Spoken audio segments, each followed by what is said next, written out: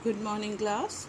Today we are going to start Security and Exchange Board of India, that is the SEBI. Okay, Securities and Exchange Board of India, SEBI. SEBI was established in 12th April 1988. The year of establishment of the SEBI is 88. मैंने पहले भी बताया था. देखो इसको अगर हम ऐसे कर दें, ये ऐसे और ये ऐसे, एक एक लाइन दोनों में खींच दें, आपका 88. ये भी 8 हो गया, ये भी 8 हो गया, है ना. So SEBI was established by the government of India on 12 April 1988. SEBI 1988 में एस्टैब्लिश किया गया था. एक्चुअली इसको स्टैब्लिश किया गया था. सेबी इज़ द, आप कह सकते हो, फादर ऑफ ऑल थ्री, जो आपके 3 स्टॉक एक्सचेंज है. जैसे एक रीजनल स्टॉक एक्सचेंज चल रहा है, दूसरा नेशनल स्टॉक एक्सचेंज चल रहा है और तीसरा OTC चल रहा है ना. तीनों स्टॉक एक्सचेंज का ये हेड है. कौन? सेबी. इसके अंडर में ये तीनों चल रहे हैं. ठीक है. उस वक्त पता है बहुत सारे माल प्रैक्टिसेस शुरू हो गए थे. माल प्रैक्टिसेस मीन्स पब्लिक को बेवकूफ़ बनाने वाला काम बहुत ज़्यादा शुरू हो गया था. तो जब पब्लिक को बेवकूफ़ बनाने लगे थे कंपनीज और ये स्टॉक एक्सचेंज मिलके, तो फिर सेबी को स्टेबल किया गया. ठीक है.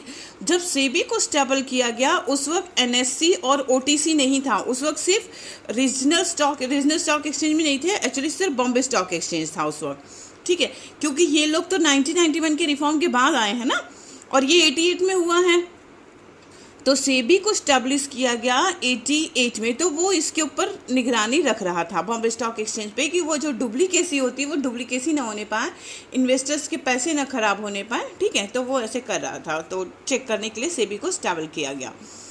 लेकिन जब 1991 का रिफॉर्म आया तो सेबी ने कहा कि ये मेरी बात बहुत कम सुनता है, ये मेरी बात बहुत कम सुनता है ना. तो NSE और OTC तो और नहीं सुनेंगे, तो मुझे ये लोग जो है मेरी बात नहीं सुनते. तो 99 जब इन लोगों को स्टेबल किया गया 1991 के रिफॉर्म के बाद, तो सेबी अपने आप में घबराने लगा कि how arm look after two all this. तो गवर्नमेंट ने क्या किया, एक्चुअली गवर्नमेंट ने सेबी को स्टैट्यूटरी का स्टेटस दे दिया. कहा कि आज से सेबी स्टैट्यूटरी हो गई. देखो, अगर क्लास चल रही हो, टीचर कहीं बाहर जा रहा है, उसने किसी एक बच्चे को बोल दिया कि भाई तुम खड़े होकर जरा क्लास माइंड कर लो, तो कोई उसकी बात जनरली ज़्यादा सुनता नहीं है. सेबी एकदम उसी तरह काम कर रही थी. ठीक है. लेकिन अगर एक क्लास मॉनिटर है और क्लास मॉनिटर को कह दिया टीचर ने कि जरा तुम देख लो, अगर कोई बात करता है तो बताना मुझे, तो क्लास पूरी साइलेंट बैठी रहती है. तो सेबी को स्टेबल किया गया 1988 में. एक जिस तरह से उस बच्चे को हमने क्लास में खड़ा कर दिया कि तुम जरा चेकआउट करते रहना. ठीक है. तो सेबी उसी तरह से चेकआउट कर रही थी, चेक कर रही थी. किसको चेक कर रही थी? BSE को. ठीक है. मतलब बॉम्बे स्टॉक एक्सचेंज को. लेकिन जब 1991 का रिफॉर्म आया, जब NSE भी आ गई, OTC भी आ गया और भी रीजनल स्टॉक एक्सचेंज आ गए, तब सेबी को स्टैट्यूटरी का स्टेटस दे दिया गया, मॉनिटर का स्टेटस दे दिया गया. लेकिन थ्रू द ऑर्डिनेंस दिया गया था. ऑर्डिनेंस मतलब ओरली, ऐसे सब लोगों ने कहा कि अच्छा सेबी को हम लोग जो है वो मॉनिटर बना देते हैं. ठीक है. तो SEBI was given A statutory status. कब किया गया इसको? 30 जून 1992 में, 91 के रिफॉर्म के जस्ट बाद, जब ये लोग स्टैब्लिश हुए NSE और OTC. ठीक है. लेकिन the ordinance was later replaced by an act. Ordinance को बाद में एक्ट में कन्वर्ट कर दिया गया. सेबी को अपनी पहचान दे दी गई और पार्लियामेंट में उसे नाम दे दिया गया है security and exchange board of India act 1992. ठीक है. तो सेबी स्टैट्यूटरी में कन्वर्ट हुई 1992 में, आफ्टर द रिफॉर्म, है ना. बिफोर रिफॉर्म वो सिर्फ एक इंस्टीट्यूट थी जो चेक करती थी. BSE अभी भी चेक करती है, लेकिन फिर वो किसके अंडर में थी? वो कंपनीज एक्ट में थी. बिफोर 1996 में वो कंपनीज एक्ट 1956 में चल रही थी. जैसे आपका ये BSE चल रहा था है, NSE चल रहा है, OTC चल रहा है, ये लोग अभी भी कंपनीज एक्ट 1956 में ही चल रहे हैं. ठीक है. इसी तरह से सेबी भी 1956 में ही चल रही. अब जैसे वो मूवीज़ वगैरह में नहीं होता, अगर BSE को कोई प्रॉब्लम होती, अगर सेबी कुछ प्रॉब्लम क्रिएट करती BSE के, तो BSE क्या करती? कंपनीज एक्ट को डायरेक्ट कांटेक्ट करती कि देखो सेबी मेरे लिए ऐसे प्रॉब्लम क्रिएट कर रही है.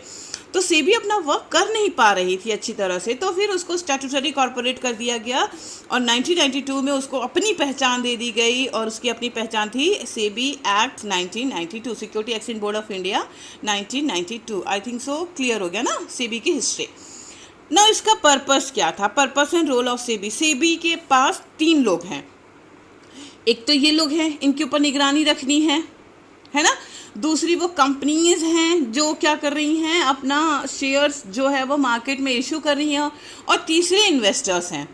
तो इनका पर्पस और रोल इन तीनों को बचाना था। किसको? एक तो कंपनीज जो अपना इशू कर रही हैं, दूसरे इन्वेस्टर्स जो अपना पैसा लगा रहे हैं, और दूसरे ये एक्सचेंज वाले, है ना। ये ज़्यादा जो है चोरी ना कर पाए, ज़्यादा इंटरेस्ट ना ले पाए, पब्लिक को प्रॉब्लम ना हो, कंपनी को प्रॉब्लम ना हो।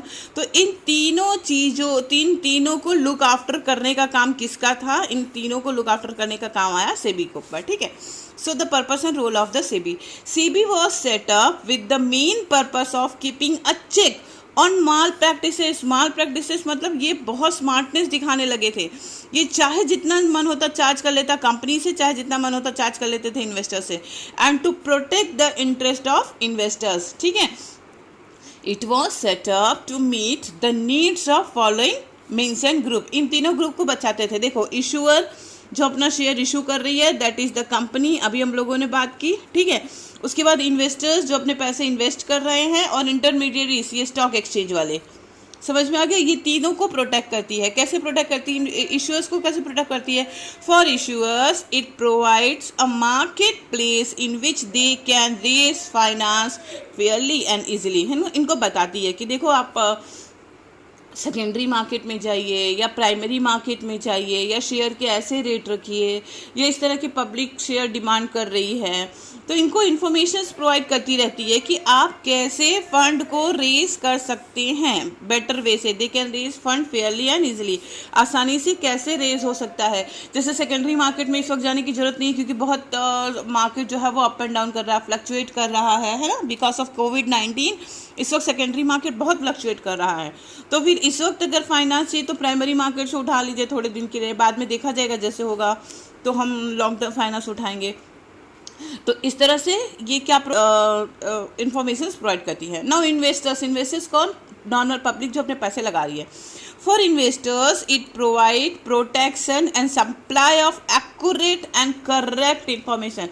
यही इंफॉर्मेशन जो जैसे इशूअर्स को, कंपनी को कही कि कुछ शेयर होल्डर्स हैं जो इन्वेस्ट करना चाहते हैं, तो इन्वेस्टर्स को भी तो बताएगी ना। कुछ कंपनीज है जो अपनी शेयर्स को क्या करना चाहती है, मार्केट में इशू करना चाहती है, तो इनकी इंफॉर्मेशन यहाँ तक, एक परमानेंट पब्लिक की इंफॉर्मेशन नहीं इशू करेगी, एक परमानेंट पर्सन की इंफॉर्मेशन नहीं इशू करेगी कि वो पर्टिकुलर पर्सन है, उसको इतने शेयर्स चाहिए, तो ऐसा नहीं, या वो पर्टिकुलर कंपनी है। ये सिर्फ इस तरह की इंफॉर्मेशन देगी कि देखो मार्केट में ऐसी कंपनियां आ रही हैं या ऐसे शेयर्स आ रहे हैं, ठीक है।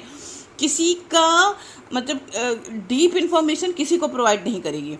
अब आते हैं इंटरमीडिएट जो बीच में है। For intermediates it provide a competitive professional market. इनके ऊपर इतनी नज़र रखेगी, इनके लिए प्रोफेशनल मार्केट हाइड करेगी। प्रोफेशनल मार्केट हाइड करने का मतलब होता है 1% on issue and 1% on sale.